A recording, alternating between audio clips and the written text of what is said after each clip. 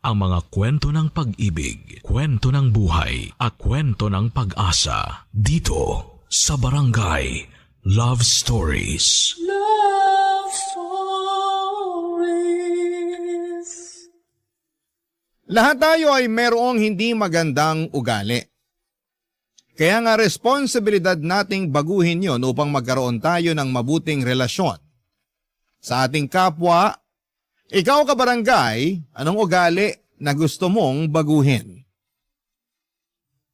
Dear Papa Dudut, lahat naman tayo ay nangangarap na makatagpo ng taong magiging kabiyak ng ating puso.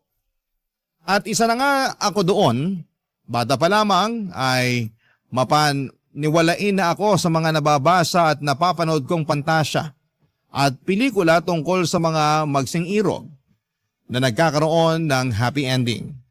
Pero noong tumanda ako ay na-realize ko na hindi pala yon ganon kasimple. At kung minsan ay napaka-komplikado pa nga. Bago ko ipagpatuloy ang pagkukwento at pagbabahagi ng istoryang pinadala ko sa Barangay Love Stories, ay pabati muna ng isang mapagpalang araw sa inyong lahat.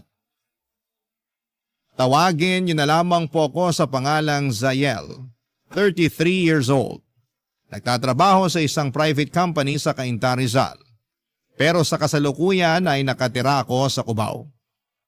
Pero noong araw ay nasa Binangonan ako dahil may inuupahan ako doong studio type apartment na nasa isang compound kasama ng pamilya ng ate ko.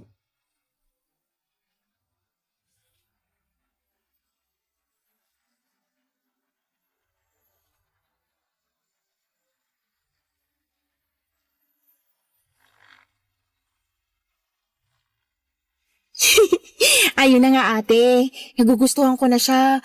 Kaya lang mas bata siya sa akin eh. Ilang taon? 2 taon. Kung 32 na ako, ibig sabihin 30 years old na siya. Tingin mo swa kami? Oo naman. Saka di naman nagkakalayo mga edad nyo. Pareho na kayong nasa 30. Wala lang, naisip ko lang na baka pangit tingnan. Anong pangit tingnan? Ngayon ka lang ba nakakita ng mas matanda ang babae sa relasyon? Hindi naman. Oh, hindi naman pala eh. Nag-overthink lang. Kilala mo naman ako, 'di ba? Oo, overthinker na praning. Grabe, double kill naman yun. Nagsasabi lang ako ng totoo. Pero ayun nga, wala namang masama sa mga edad nyo. Lalo na kung pareho yung nararamdaman nyo sa isa't isa. Saka matagal ka ng single. Panahon na para hayaan mo naman yung sarili mo na ma-in love. Pero ayoko pa rin umasa na pareho nga kami ng nararamdaman ni Kylo sa isa't isa. Ha? Akala ko ba? Baka maling akala lang pala. Alam mo, kesa mag-isip ka't manghula kung ano talaga yung nararamdaman niya para sa'yo, bakit di mo na lang siya tanungin? Ayoko nga. At bakit? Inahihiya ako eh. Kababae kong tao baka isipin nun desperada ako. Gaga, ano ba yung pinagsasasabi mo? Basta. Matatanda na kayo para maghulaan ng isip o magpakiramdaman. May mga bibig naman kayo para gamitin sa pagsasalita. Saka na, kapag nakapag-ipon na ako ng lakas ng loob na tanungin siya. Bigyan mo ng deadline yung pag-iipon mo ng sama ng loob. Lakas ng loob, ate. Ay, sorry, mali. Lakas ng loob pala. Sinadya mo yun eh. Para ka kasing ewan. Akala mo yata teenager ka pa rin, no? Kung umasta ka, parang unang beses ka palang na in love. Bakit? May tao bang eksperto pagdating sa bagay na yun? Wala pa naman siguro. Kaya nga dapat mas maintindihan mo yung pinanggagalingan ko. Naiintindihan ko naman. Pero di lang ako masyadong makarelate kasi ako nga nanligaw sa asawa ko noon. Ayaw nga pala. Ibang klase ka rin eh. Sana may ganyan din akong lakas ng loob. Desperada na kasi ko noon kaya naisipan kong sumugal na. Buti na lang talaga tama yung desisyon ko. Pero sakali mang hindi kami pareho ng nararamdaman sa isa't isa ng asawa ko, ayos lang. Tatanggapin ko pa rin kahit na masakit kasi alam ko sa sarili ko na makaka-move on naman ako. Kailangan ko lang damhin yung sakit tapos tuloy ang buhay. Pero buti na lang sumugal ka at nanalo ka. Oo, tingin ko ganti na yun ang langit sa akin pagkatapos sa mga pangit kong karanasan sa pag-ibig. At masaya naman ako kasi nakukuha ko sa asawa ko yung pagmamahal at pag-aalaga na deserve ko. Oh, touch naman ako. Mapapasana all na lang talaga ako. Sana all talaga kasi yun din ang hiling ko para sa'yo. Di lang pala ako kundi pati na rin yung sa isa nating kapatid. Sana makatagpo ka ng lalaking mamahalin ka, aalagaan, at ituturing na pinakamahalagang tao sa buhay niya kasi deserve mo rin yun. Thanks, ate. Tama ka. At sana this time si Kylo na yung lalaking yun. Basta balitaan mo lang ako kung may progress na yung pagliligawan nyo. Tapos pakilala mo agad sa akin para makilatis ko. Grabe naman sa makakilatis. Aba, oo. Baka nakakalimutan mong ate mo ko. At responsibilidad ko bilang ate na kilalanin yung lalaki na posible mong maging boyfriend. Tandaan mo yan. Oo naman. Tatandaan kong mabuti yan. Papadudot, close talaga kami ng ate ko simula pagkabata. Bale, 3 kaming magkakapatid at ako ang bunso. Ang kuya ko ay nasa ibang bansa kasama ang asawa at mga anak niya. At dahil ako na lamang ang walang sariling pamilya sa amin ay sinabi ni ate na mangupahan ako sa kalapit nilang apartment para sama-sama pa rin kami sa isang compound. Malapit din ako sa mga pamangkin ko at kapag wala akong trabaho ay madalas nakatambay ako sa inuupahan nila. Siyempre, nakwento ko rin sa kanya ang tungkol sa katrabaho kong si Kylo na nagugustuhan ko at masaya ako dahil suportado ni ate ang hindi pa naman confirm na love life ko. Kung ilalarawan ko si Kylo ay masasabi kong may itsura naman siya. Matangkad, moreno, gwapo at malakas ang appeal. Mabait din siyang kausap at may pagka-gentleman. Dahil nga sa tingin ko ay mutual naman kami ng nararamdaman sa isa't isa ay hinayaan ko si Kylo na mapalapit sa akin. Hindi nagtagal, nagkaaminan kami ng feelings at niligawan niya ako na umabot ng 2 buwan, papadudot.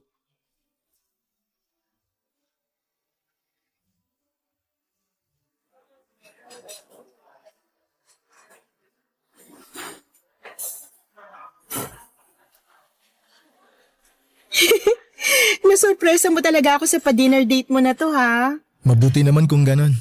Gustong gusto ko kasi talaga na sinosorpresa ka eh. Hindi ka naman nagminti simula nung niligawan mo ko hanggang ngayon. Thank you. Kasi ramdam ko na mahalaga at saka espesyal ako sa'yo. Yun talaga ang goal ko. Yung maparamdam sa'yo na mahalaga ka. Na espesyal ka. Maraming salamat sa pagbigay mo sa akin ng chance na ligawan ka. 2 months mo na rin ako nililigawan. Curious lang ako. Hindi ka ba nagsasawa o napapagod? Bakit naman ako magsasawa? Basta may kinalaman sa'yo, hindi ako mapapagod. Hindi naman sa nilalahat ko pero karamihan kasi sa mga lalaki nadi-discourage na sa panliligaw kapag inabot na ng 2 buwan tapos tingin nila wala pa rin silang syansa na sasagutin ng nililigawan nila. Siguro hindi lang nila ganun kagusto yung nililigawan nila. Naniniwala kasi ako na kapag gusto talaga ng lalaki yung babae, hindi siya susuko hanggang maging sila. Gets ko naman kung bakit karamihan sa mga lalaki sumusuko sa panliligaw. Siyempre, kung alam mo na wala ka ng chance dun sa babae, unfair naman din sa'yo kung itutuloy mo pa yung panliligaw mo. May punto ka. Ang sakit nun Masakit talaga, pero mas masakit kung patatagalin mo pa. Kaya dapat sinasabi din ng babae kung may chance ba yung lalaki na magustuhan niya para hindi niya na masayang yung oras ng tao. Baka kasi di talaga sila para sa isa't isa at merong ibang babae na nakalaan para dun sa naliligaw sa kanya. Yun bang babae na kayang ibalik yung pagmamahal na binibigay niya? Napaisip tuloy ako kung may pag-asa ba talaga ako sa'yo o wala. Ikaw kasi, pinunto mo pa na 2 buwan na kitang nililigawan pero nandito pa rin tayo sa stage na to. Yun nga yung gusto ko rin sana pag-usapan natin ngayon. Teka, sandali. Bakit bigla ka atang sumeryoso dyan? Kalmahan mo lang. Sa totoo lang, kalmado naman ako kanina eh. Ngayon, pinagpapawisan na tuloy yung kilikili ko sa kaba. Kaya nga kalmahan mo lang kasi mag-uusap lang naman tayo. Kung sasabihin mo na tumigil na ako sa panliligaw sa'yo kasi wala akong pag-asa, problema yan. Bakit naman? Hindi pa kasi ako handa na marinig yan eh. Yun talaga yung dahilan kung bakit ako sobrang kinakabahan. Uy, wag ka namang ganyan. Nabigla ako. Hindi ko lang napaghandaan na dito mauuwi yung date natin ngayon. Sorry, pero I think dapat mo na rin kasing malaman yung feelings ko. Okay. Pero bago mo sabihin lahat ng mga gusto mong sabihin, pwede bang ako muna magsalita? Pwede naman. Kung talagang hindi tayo para sa isa't isa, gusto ko lang malaman mo na naging mahalagang parte ka ng buhay ko. At kahit kailan, hindi ko pagsisisihan na niligawan kita. Sinabi ko sa sarili ko na sigurado na ako sa nararamdaman ko para sa'yo eh. Lalo ngayon na hindi na lang kita basta gusto. Sa loob ng 2 buwan, mas lumalim pa to. Pwedeng hindi ka maniwala, pwede ka rin mabigla. Zahel, mahal na kita. Pero huwag ka mag-alala. Kung hanggang dito lang talaga tayo, handa ako na tanggapin yun. Ire-respeto ko yung magiging desisyon mo. Basta masaya na ako na mahal kita. Kahit hindi mo na yung suklian pa. Thank you, Kylo. Oh, umiiyak ka ba? Oo, kasi na-touch ako sa sinabi mo. Huwag ka nang umiyak. Sinusubukan ko pero kilala mo naman ako mababaw ang luha eh. Pigilan mo na yung pag-iyak mo. Sulitin na lang natin tong araw na to. Oo, yan din naman ang gusto ko. Yung masulit natin yung araw na to hindi bilang nililigawan mo at manliligaw ko kasi tayo na. Ha? Hindi ko nasundan yun. Ano ibig mong sabihin? Sabi ko tayo na, sinasagot na kita. Totoo ba yan? Oo, yun talagang gusto kong sabihin sa'yo kanina pa. Pasensya ka na kung akala mo gusto lang kitang patigilin sa panliligaw sa akin ha. Sa totoo lang, oo. Gusto na kitang patigilin kasi sinasagot na kita. Papa Dudut, hindi si Kylo ang first boyfriend ko pero siya na lang ulit siya na lang ulit makalipas ang ilang taon na pagiging single ko. Kaya nga noong binalita ko kay ate na kami na ay sobrang saya niya. Masaya rin ang kuya ko na nasa abroad dahil matagal na rin niya akong hinahanapan ng makakarelasyon. Nirereto pa nga niya ako sa ilan niyang kakilalang afam pero ako lang yung may ayaw. Sa Pinoy pa rin talaga ang puso ko. At sa pagkakataong yon ay nakay Kylo na nga. Walang araw na lumipas na hindi kami naging masaya ni Kylo. At kahit na nga nasa 30s na kami ay pakiramdam namin ay bumalik kami sa aming early 20s. Sabagay wala namang edad kapag na-in-love ka. At hindi naman yon naging issue sa amin ni Kylo. Basta masaya kami ng mga panahong yon sa piling ng isa't isa. At laking pasasalamat ko sa Diyos dahil dininig niya ang panalangin kong matagpuan na ang lalaking magiging kabiyak ng aking puso, Papa Dudut. Barangay Love Stories. Barangay Love Stories. Papa Dudut, 2 na ang nakarelasyon ko noon bago si Kylo at parehong hindi rin naman nagtagal. Yung una ay 6 na buwan lang at yung pangalawa ay 1 taon at kalahati. Kaya nga hindi niyo ako masisisi kung bahagya akong natroma sa pag-ibig. Pero gusto ko pa rin namang makakilala ng lalaking mamahalin ko at kung loloobin ay siya na ring makakasama ko sa panghabang buhay.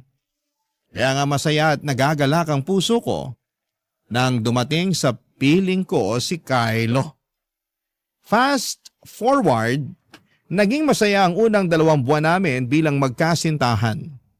At kahit na hindi pa nga kami nagtatagal ay naisip ko na siya na ang lalaking gusto kong makasama bilang aking asawa at tatay ng mga anak namin.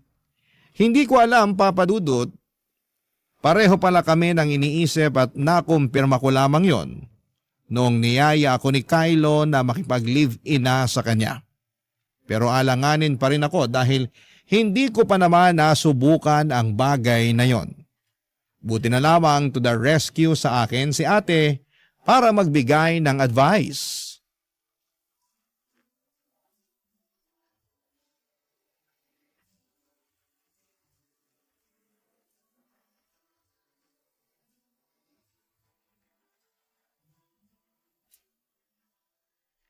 So niyaya ka na niyang makipag-live-in?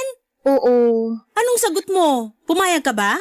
hindi pa eh. Ngik, bakit hindi pa? Dapat ba mayag agad ako? Oo, chance mo na yan para makasama siya sa iisang bubong. Okay lang ba yun? Paano okay lang ba yung pinagsasasabi mo dyan? Na tumira sa iisang bubong kahit hindi kasal. Well, hindi siya okay kung masyado kang relihiyoso. Like, sagrado ang tingin mo sa kasal. Pero sa panahon natin ngayon, usong-uso na yung pakikipag-live-in. Kaya tingin ko, wala namang masama dun. Sa kakagandahan niyan, mas makikilala mo ng husto yung ugali ng isang tao nang hindi mo kailangang matali sa kanya kasi kasal na kayo. Sa bagay. Di ba nag-live-in muna kayo ng husband mo ng 1 taon bago kayo nagpakasal? Oo. At dun ko na sigurado na siya na talaga yung lalaki na gusto kong pakasalan at makasama habang buhay. Nakakatuwa naman. Kaya huwag ka matakot na makipag-live-in kay Kylo. May tiwala ka naman sa kanya, di ba? Oo, meron. Tinatrato ka naman niya ng maayos. Tinatanong pa ba yan? Sagutin mo na lang. Syempre naman. At mahal niyo ang isa't isa, tama? Tama, ate. Saka malaki na kayo, kayang-kaya niyo na yung mga sarili niyo. Kaya ano pang hinihintay niyo? Magsama na kayo. Kaso iniisip ko pa lang yung paglipat ko sa apartment niya sa Cubao, napapagod na ako eh.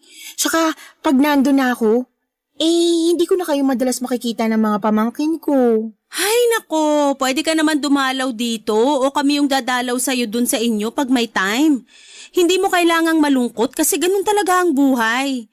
Yung isa nga nating kapatid kinakaya yung buhay sa abroad na malayo sa atin eh. Okay naman sila ng pamilya niya. Oo, malungkot at nakakapanibago pero parte talaga yan ng pagbuo mo ng sarili mong buhay. Hindi naman porke doon ka natitira sa Cubao hindi na tayo pwedeng magkita uli. Baka nakakalimutan mong ilang split at tumbling ka lang naman sa amin. Salamat ate. Salamat sa lahat kasi kahit na malaki na tayo, lalo na ako, bunsong-bunso pa rin talaga yung trato mo sa akin. Kayo ni kuya. Tingnan mo nga, niyaya mo pa akong tumira dito sa compound nyo para may kasama pa rin ako kahit na nakabukod na ako. Siyempre, nangako ko kina nanay at tatay na aalagaan ko kayo ng mga kapatid ko, lalo ka na. Kaya kahit na tumanda ka na, tumungtong ka man ng 30 o higit pa, ikaw pa rin yung bunso namin. Salamat ulit. Walang anuman. So ano, nakapag-decide ka na ba na makikipag-live-in ka na kay Kylo? Oo. Gusto ko rin naman subukan. Tsaka para matuto din ako sa buhay na may kinakasama. Okay yan. Basta huwag kang matakot. Kung kailangan mo ng payo, alam mo na kung sino ang taong pwede mong lapitan. Sige ate, salamat sa assurance. Malaking bagay yun sa akin. Alam mo na, medyo naduduwag din talaga tong kapatid mo. Ayos lang yan. Wala namang tao na pinanganak na matapang na agad. Saka normal na maramdaman mo yan kasi hindi ka pamilyar sa pakiramdam. Kumbaga, kaya tayo natatakot at nagdadalawang isip na gawin ang isang bagay kasi hindi pa natin alam. Lahat naman tayo nagsisimula na walang alam hanggang unti-unti na nating matutunan. Iba ka talaga mag-advise on point. Dati ka bang advisor sa past life mo? Hindi. Pero marami na akong karanasan na pwede kong i-share sa'yo kaya nakakapagpayo na ako. Pero syempre, karamihan sa mga karanasang yun, hindi ko natutunan sa madaling paraan. Papadudot malaki ang naitulong na mga payo ni ate upang maging bukas ang isipan ko tungkol sa pakikipag-live-in. Aminado ako na may pagkasinaunang tawa ko pagdating sa bagay na yon pero dahil wala namang masama, ay lumakas ang loob ko na tanggapin ang alok ni Kylo na magsama na kami sa iisang bubong. May punto rin naman ang ate ko na kung gusto kong makilala ng husto ang boyfriend ko, ay tama na manirahan kami ng magkasama. Hindi nagtagal ay umalis ako sa apartment na inuupahan ko para makisama kay Kylo sa nirerentahan niya sa Cubao. At kahit na malayo yon sa pinapasukan naming opisina na nasa Cainta, ay wala namang kaso dahil may motorsiklo naman ang boyfriend ko na ginagamit namin papasok sa trabaho at pauwi na rin. Siguro kung may ikinalungkot lamang ako sa paglipat kong yon sa inuupahan ni Kylo ay walang iba kundi ang napalayo ako kay ate at sa mga pamangkin ko. Pero paminsan-minsan ay bumibisita pa rin ako sa kanila sa Binangonan, Rizal. Mabilis na lumipas ang 2 buwan at sa pagpapatuloy ng pagsasama namin ni Kylo, ay may ilang bagay akong natuklasan sa kanya, Papa Dudut.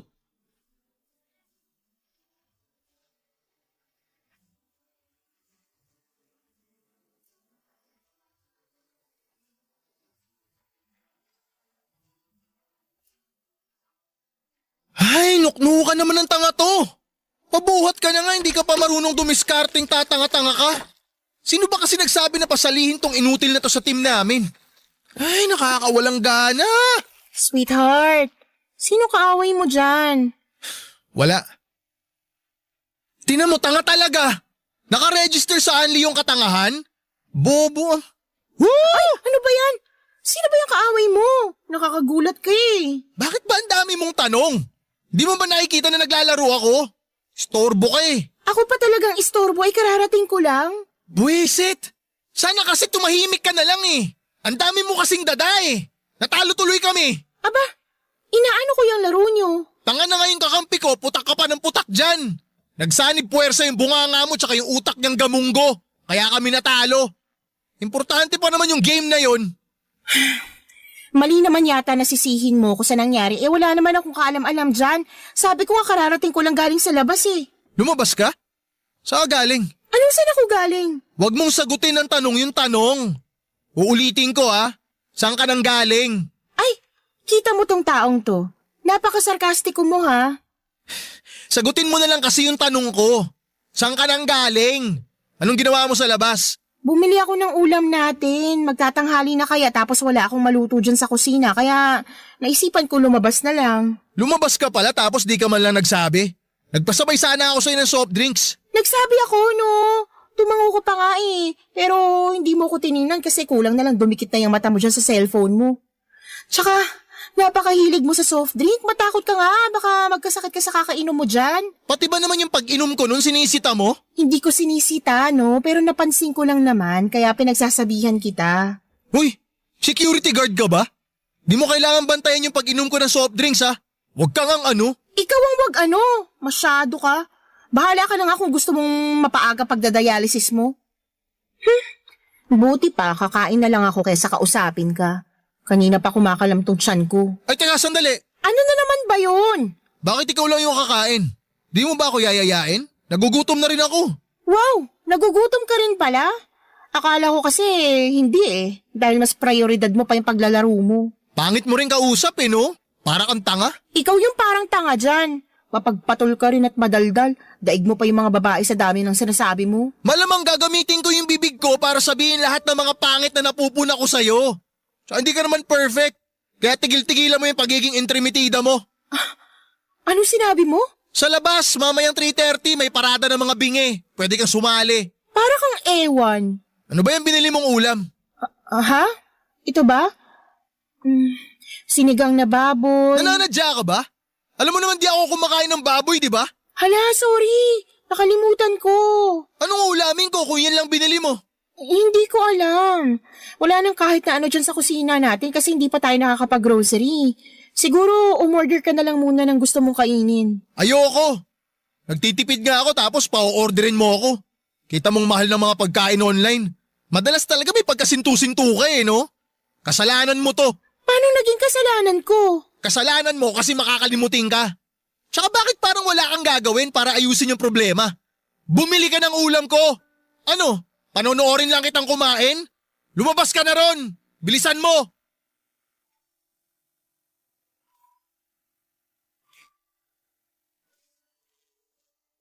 Papa Dudut, totoo nga na mas makikilala mo ang isang tao pag nakasama mo na ito sa iisang bubong.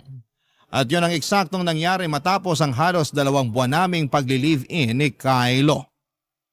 Ang totoo ay napansin ko ang mga bagay na yon sa kanya noong unang buwan pa lamang pero hindi ko itinuring na malaking issue.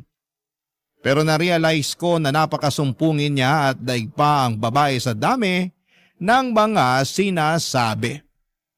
Bukod doon ay napakakalat pa niya sa bahay. Akala ko ay normal lang sa isang lalaki na walang masyadong alam sa mga gawaing bahay pero napansin kong sumusobra na si Kylo at mas umiiral sa kanya ang katamaran. Feeling niya siguro ay nakakuha siya ng instant kasambahay noong nag-live-in na kami. Kaya nga hindi na ako nakapagpigil ng damdamin. Nang mga panahon yon, lalo at gutom ako at may dinaramdam din. Hindi ko rin nagustuhan ang mga sinabi sa akin ng boyfriend ko at masyado naman siyang insensitive. Naanimoy hindi ako nasaktan sa mga sinabi niya. Hindi naman sa pagiging balat sibuyas, Papa Dudut, pero naggalit talaga ako sa kanya at nagtampo ng husto. At hindi ko siya inimik buong maghapon hanggang kinabukasan. Barangay Love Stories. Barangay Love Stories. Papa Dudut, nagkabati rin naman po kami ni Kylo at walang nagsorry sa amin. Basta na lamang kaming nag-uusap at kinalimutan na lamang namin ang pinag-awayan naming dalawa. Narealize ko rin naman na ayoko nang palakihin ang issue pero aminado akong may tampo pa rin sa kinakasama ko. Kasi mukhang wala siyang pakialam sa feelings ko. Bukod kasi sa mga bagay na napansin ko sa kanya sa 2 buwan naming pagsasama, ay marami pa akong nadiskubre sa ugali niya. Pero ang malaking issue talaga doon ay ang pagiging sumpungin ni Kylo, Papa Dudut. Kahalintulad yon ng mga babae kapag tinotoyo o tinotopak, mas malala lang pala kapag sa mga kalalakihan nangyayari dahil sobra sila kung magtampo. Kapag nag-aaway kami ni Kylo ay ako ang pirming sumusuyo sa kanya. Bagay na kinapaguran ko ng gawin habang tumatagal. Pero dahil desidido ako, Papa Dudut, na maging okay kami ay ginawa ko ang lahat ng pag-a-adjust na pwede kong gawin sa aming relasyon. At pilit kong ibinalik ang tamis ng aming pag-ibig. Isa na nga doon ay noong niyaya ko siyang mag-dinner date katulad noong mga panahong nililigawan pa lamang niya ako. Nagpunta kami sa isang kabubukas pa lamang na food park na pareho naming nakita online at pinapangarap na puntahan.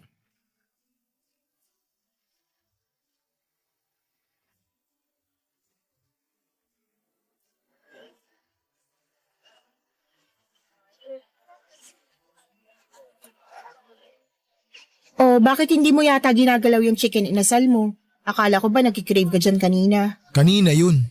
Nung nasa harap ko na, nawalan na ako ng gana. Ha? Paano naman nangyari yun? Di ko alam. Basta ganun eh. Siguro kasi di na siya ganun kasarap sa paningin ko. Hindi tulad sa picture nito sa tarpaulin. Mukhang malinamnam, mukhang juicy. Pero sa personal tinan mo, mukhang dry. Tsaka mukhang makunat pa sa goma yung texture nitong petso. Ay, ganun. Nakakalungkot naman pala. Isa pa to, hindi rin masarap tong kape na in-order mo. Paano hindi masarap? Halos maubos mo na nga. Pinilit ko na lang ubusin, sayang eh. Pero lasang pinaghugasan ng bigas to. Kaya napaisip ako, kape ba talaga to o Wala ring lasa yung hinalong gatas. Sayang lang binayad natin. Sana pala nagtubig na lang ako. Ay, okay naman yung inumin ko. Pati yung pagkain ko ayos naman. Hindi kasing sarap sa mga kinakainan nating restaurant pero pwede na. Tsaka, hindi na rin naman masama. So ano? Sinasabi mo na sinungaling ako? Kylo naman. Kylo naman! Ubusin mo na lang yung mga in-order mo. Di yung nag-iinarte ka pa dyan. Sinasaway lang kita kasi pinagtitinginan na tayo ng mga tao. Huwag ka na rin magtaas ng boses dahil naririnig kita. Magkaharap lang tayo na nag-uusap, di ba? Oo nga, magkaharap tayo. Pero parang di naman yata pumapasok sa utak mo yung mga sinasabi ko. Hirap kasi sa'yo, napaka-cheap ng taste mo sa pagkain eh. Kaya pasok na sa panlasa mo yung mga in-order mo. Pinagsasabi mong cheap. Totoo naman eh. Alam mo, pumunta tayo rito hindi para mag-away. Hoy, ano bang ginagawa natin dito? Para mag-date, kumain, tsaka mag-bonding. Tsaka 'di ba, pareho naman nating ginusto na pumunta rito. Bakit ka nagkakaganyan? Kasi mali na naisip pa natin na pumunta dito. Sana pala natulog na lang ako sa bahay. O kaya naglaro ng mobile games. Diyan ka magaling. Puro ka tulog, puro ka mobile games. Libangan ko yung paglalaro. Tsaka matutulog ako kasi gusto ko magpahinga. Pagod ako sa trabaho eh. Natural lang naman na magpahinga, di ba? Computer nga pinagpapahinga eh. Sana yun na lang paglalaro mo at pagtulong mong ginawa mo kasi mukhang mas mahalaga pa sa'yo yung mga yun kaysa sa akin eh. Wow! Umabot ka na sa katsipan na yan? Pinagseselosan mo yung pagmo-mobile games at pagtulog ko? Ang wild nun ah. Ewan ko sa'yo. Di nga. Nagtatampo ka na niyan? He, He? wag mo nga akong gayahin. Huwag mo nga akong gayahin. Kylo naman. Kylo naman. Ganyan pala gusto mo Sige, mag-asaran tayong ungas ka. Ba't mo ako tinawag na ungas? Bakit mo ko tinawag na ungas? Isa, Zayel. Isa, Zael. Akala mo siguro na ikipagbiroan pa ako sa'yo, ha? Akala mo siguro nakikipagbiroan pa ako sa'yo Buraot ka? Ayaw mo talagang tumigil? Di ba iwan ka dito mag-isa? Saan ka pupunta? Uuwi na. Nakakabanas kang kasama eh. Baka mamaya ano pang magawa ko dahil sa pagkairita ko sa'yo. Ikaw kaya yung nauna. Wala kang pake. Uuwi na ako. Huwag mo akong susundan ha. Enjoyin mo yung mga kinakain mo dyan. Magpakasaya ka sa cheap na food park na to. Pwe! Kylo, sandali! Kylo! Huwag mo naman ako iwan dito. Please lang Kylo! Papadudot ni sa hinagap ay hindi ko naisip na magagawa akong iwanan ni Kylo sa food park kung saan kami nagde-date ng gabing yon. Akala ko pa nga ay babalikan niya ako pero hindi na talaga. Umuwi ako mag-isa sa inuupahan namin at nadatnang ko siyang humihilik habang tulog na tulog sa aming kama. Naiyak na lamang ako kasi hinayaan niya ako na umuwi ng mag-isa nang dahil lamang sa pagtatalo naming yon. Hindi ko siya tinabihan sa higaan, sa halip ay sa sofa ako natulog. At kinabukasan ay hindi kami nagpansin ng dalawa. Buti na lamang at Sabado yon, wala kaming pasok sa opisina at dahil mukhang walang balak na naman na mag-sorry sa akin si Kylo o makipag-usap man lang, ay nasakal na ako sa kanyang presensya. Doon ako nag-decide na umalis sa inuupahan namin para pumunta kina ate sa Binangonan, Rizal. Kinuwento ko sa kapatid ko ang lahat-lahat ng nangyari sa amin ng boyfriend ko, Papa Dudut.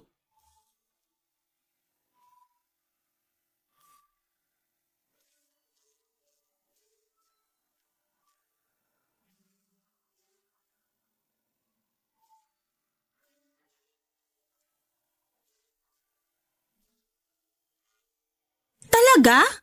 Iniwan ka niya at hindi binalikan? Oo. Grabe kaya yung pakiramdam ko noon. Gusto kong umiyak pero pinipigilan ko lang. Naisip ko, kasalanan ko rin naman kasi baka napikon siya sa pang-aasar ko sa kanya. Sabi mo naman siya yung nauna, di ba? Oo. Bigla ka na lang niyang ginaya ka mo no nagsasalita ka. Tama. Tapos naisip kong asaran din siya kaso biglang napikon. Para siyang tanga. Ate naman. Totoo naman eh. Saka ikaw din. Slightly para kang tanga kasi patulan ba naman yung jowang sumpungin? Ayan tuloy. Ay. Pero maling-mali pa rin na iniwang ka niya. Kasi paano na lang kung napahama ka? Paano kung may nakasalubong kang snatcher, murderer, saka rapist? Paano kung nakidnap ka? Naku! Ay, kalmahan mo lang. Ligtas naman ako nakauwi sa inuupahan namin eh. Buti na lang. Kasi kung hindi, tutuhugin ko talaga sa kawayan niyang Kylo na yan at iihawi ng buhay. Grabe! Nakakagigil yung ginawa niya sa'yo. Akala ko pa naman mature na yung lalaking yan pero mukhang nagkamali ako.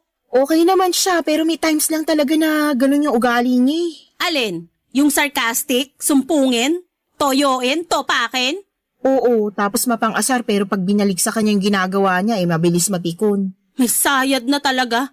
Ano siya? Man-child? Daig niya pa mga anak ko Tapos akala mo kung sinong babaeng nireregla kung tupakin? Nakakayamot. Yun nga yata yung tamang tawag dun, man-child. Malas mo naman kung ganun. Akala ko kasi nakahanap ka na ng mature na lalaki. Yun pala hindi. Hindi nga yata magandang idea na makipagrelasyon sa mga mas bata sa'yo, lalo na sa mga lalaki. Ano naman kinalaman ng edad na yun sa kung paano siya umasta? Naisip ko lang naman. Hindi yun totoo. Kasi hindi na rin naman bata yang si Kylo. 30 na siya, di ba? Oo. Kita mo na? Nasa pag-uugali niya talaga ang problema kasi kahit na madagdagan pa yung edad niya, kung immature talaga siya, hindi na yun magbabago. Marami dyan na mas bata pa sa kanya pero mature na mag-isip at kumilos. Ewan ko na lang kung ano nangyari dyan sa boyfriend mo. Tulog yata nung nagsabog ang langit ng pagiging mature. Masyado na siyang napag-iwanan. Kaya nga nalulungkot ako kasi hindi ko akalain na aabot kami sa ganito. Nakakalungkot nga. Pero cheer up. Hindi ka pa naman nakatali sa kanya. Kung ayaw mo pala ng ganyang ugali, Pwede mo pa siyang hiwalayan anytime. Yan yung sinasabi ko sa'yo na kagandahan ng pakikipag-live-in. Mas makikilala mo yung ugali ng tao, kung paano siya kumilos at manalita, tapos sa'yo kung kaya mong tanggapin at pakisamahan. Pero lagi kang may choice na umalis at iwanan yung relasyon nyo. Paano ko gagawin yun? Mahal ko si Kylo. Ikaw ba, mahal niya? Mahal naman niya siguro ako. Ay di kung ganun magsama kayo. Huwag mo nang pakawalan kasi baka mapunta pa sa iba.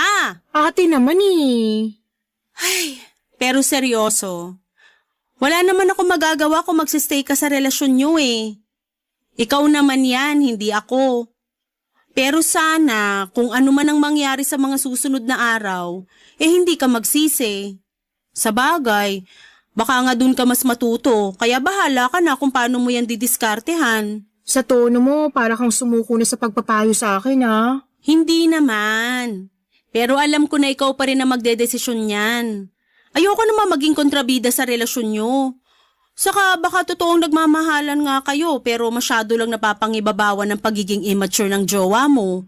Sana magbago pa siya. Subukan mo kayong ipaalbularyo. Ipatawas mo, baka kasi nabalis ang engkanto.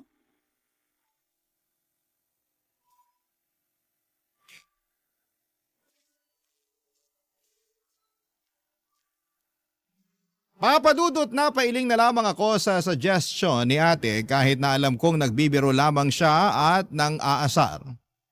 Pero may punto naman siya sa sinabi niyang desisyon ko pa rin ang masusunod. Totoo rin naman na mahal ko pa rin si Kylo at ayoko na yun lang ang maging rason kung bakit ko siya hihiwalayan. Kaya lang ay nasa isip ko pa rin yung pang-iiwan niya sa akin noon. At yung takot ng ate ko na posible akong napahamak. Buti na lang at ligtas pa rin akong nakauwi sa inuupahan namin. Marami po akong what if sa relasyon namin ni Kylo. What if ulitin niya yung ginawa niyang yon at sa mas malalayong lugar na niya ako iwanan. What if magkasakita na kami kasi masyado siyang mapagpatol at marami pang iba. Nagwo-worry ako para sa kaligtasan ko sa aming relasyon at sa kinabukasan namin bilang magkasintahan. Napapaisip ako kung magbabago pa ba si Kylo o ako na lang talaga ang mag-a-adjust sa amin. Sana po ay matulungan ako ng mga kabarangay kung ano ang dapat kong gawin. Hanggang dito na lamang po ang sulat ko, Papa Dudut. Maraming salamat sakaling mapili po ninyong i-ere sa Barangay Love Stories. Sana po ay mapayuhan ako ng mga kabarangay natin. Malaking bagay kasi yon para sa tulad kong nalilito ang puso. God bless and more power sa inyong istasyon. Ang inyong forever kapuso at kabarangay, Zayel. Nalilito pa rin sa live ang ating kabarangay. Ano kaya ang maipapayo mo sa kanya? Ibahagi mo yan sa ating comment section para mabasa rin niya. Barangay LS 97.1.